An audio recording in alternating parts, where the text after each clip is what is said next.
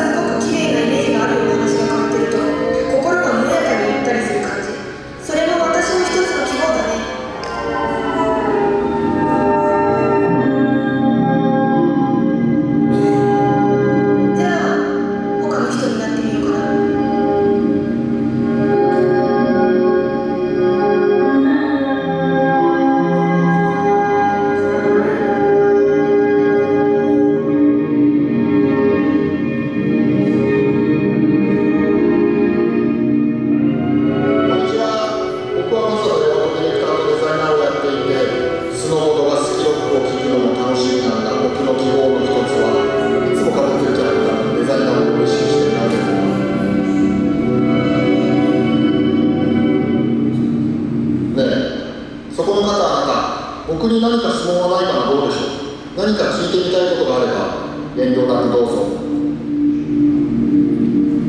25年後世界どうなってると思いますか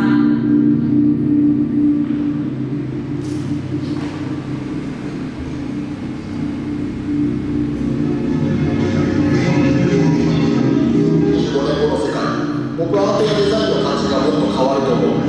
技術がどんどん進化して思いもよらない表現ができるようになるんだ。それも僕の希望だね。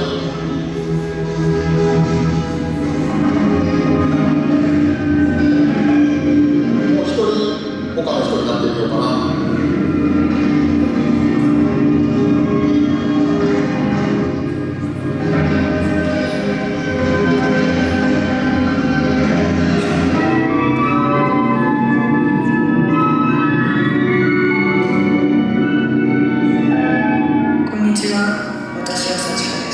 会社員をしています。ほっとするひとときを大事にするのが好き。クレーン音楽を聴くと元気が出るんだ。そんな私の希望は DNA のライブ T シャツだ。ステージの思い出をいつも近くに置いておきたいからね。他の方で私に何か質問がある人はいませんか？どうでしょう？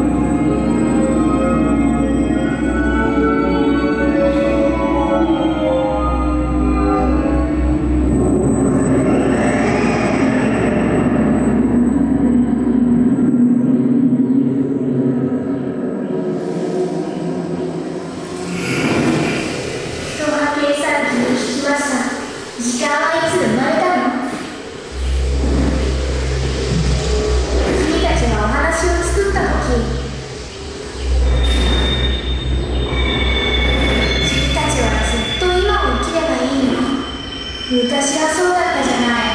計算機は言いますか？そうだよね。それじゃあ僕らの代わりに記号のことはよろしくね。任せて。計算機が世界を利用しました。世界が記号になり、記号が声になり、声が世界になりました。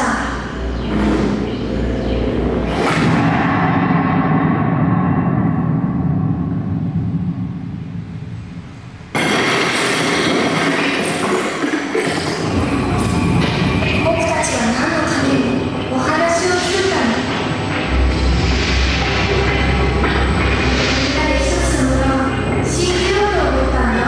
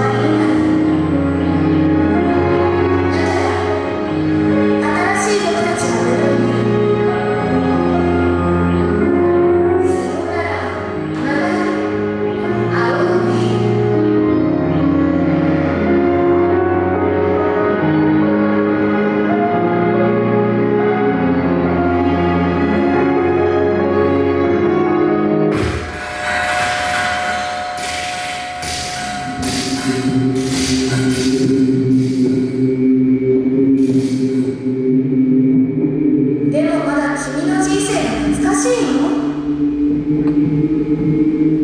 その懐かしさを手放すの僕がちょっとだけ手伝ってあげる。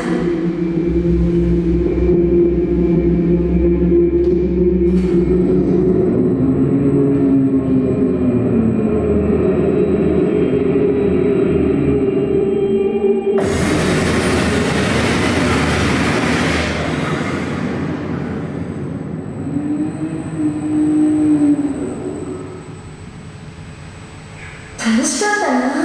でもきっと僕もすぐ大人になって人生のあっという間に終わってしまうのかな。大丈夫。大人になっても君もまた幼い心のぬるみ戻してあげる。ぬるみ戻ったら僕はもう記号で遊べないの？遊びには終わりがないから、ぬるになった君も終わらないよ。ありがとう。それならもういつでもさようならが言えるね。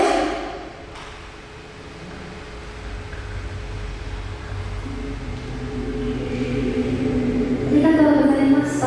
この後皆様には落合陽一プロデューサーの解説が流れる観光室へご利用いただきます。案内いたしますので、今しばらくこちらのお部屋をお楽しみください。もうその場に動いてくださって結構です。計算機はこれからも文明を加速させていくよ。お急ぎの方は観覧室をそのまままっすぐ進みますとお出口でございます。運命が変わっても僕たちの人生は続いていくよ。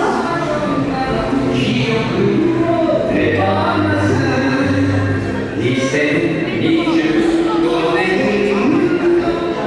さよならさよならまた次まで。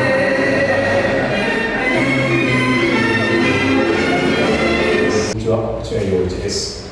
ここだけの話ですが、今から展示の解説をお話しします。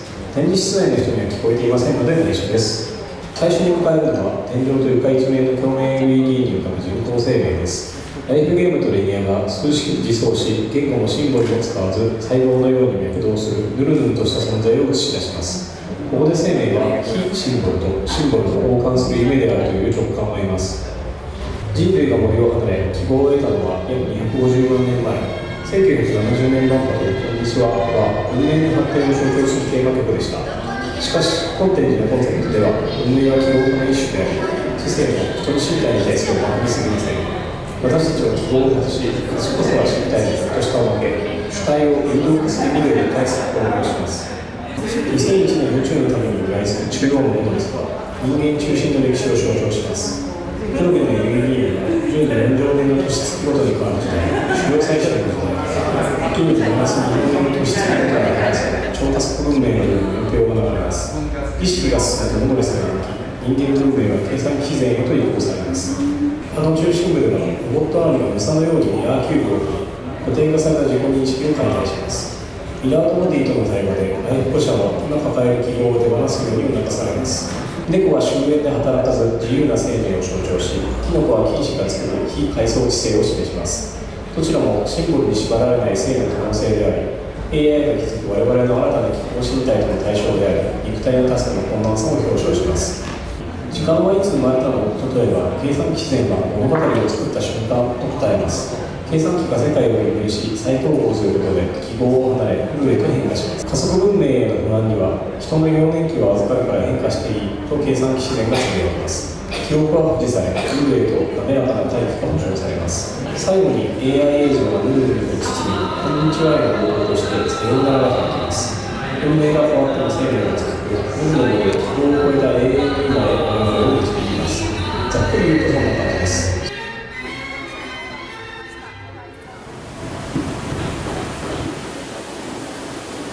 こ